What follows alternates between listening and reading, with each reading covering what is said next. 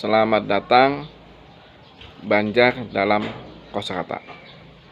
Ulun hendak menyampaikan sebuah kosakata bahasa Banjar yang berbunyi bakunyung.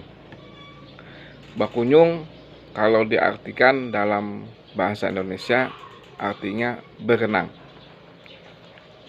Kalau dalam sebuah kalimat dalam bahasa Banjar, ulun contohkan kayak ini.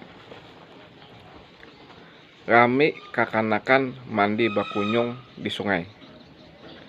Maksudnya kalau diterjemahkan dalam bahasa Indonesia, sangat ramai anak-anak mandi berenang di sungai. Nah, mudah-mudahan ini dapat membantu bagi mereka untuk memahami bahasa Banjar atau yang kurang paham masih dalam bahasa Banjar. Terima kasih.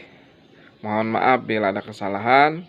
Assalamualaikum warahmatullahi wabarakatuh.